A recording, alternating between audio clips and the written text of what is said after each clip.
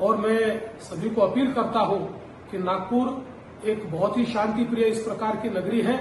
यहाँ की शांति भंग न हो इस प्रकार से सभी लोगों ने व्यवहार और बर्ताव करना चाहिए और कोई भी अगर इस प्रकार से तनाव निर्माण करने का प्रयास करेगा तो उसके ऊपर बहुत कड़ी कार्रवाई की जाएगी। नागपूरच्या महाल भागामध्ये जी काही घटना घडलेली आहे ती अतिशय अयोग्य आहे।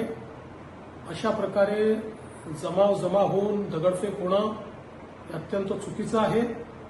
माझी तमाम नागपूरकरांना विनंती आहे की सर्वांनी कायदा आणि सुव्यवस्थेचं पालन करावं। नागपूर शहर हे एकोप्याने राहणारं शहर आहे, त्यामुळे कोणीही शांतता भंग करू नये।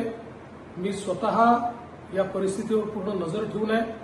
नागपूरच्या पोलीस आयुक्तांना स्पष्टपणे सांगितलेलं आहे की जे दंगे करत असतील त्यांच्यावर कडक कारवाई केली पाहिजे। पोलिसांवर जर कोणी हमला करत असेल तर ते देखील अतिशय गांभीर्याने घेतलं जाईल। त्यामुळे सर्वांना माझी विनंती आहे की या ठिकाणी सर्वांनी शांतता ठेवावी।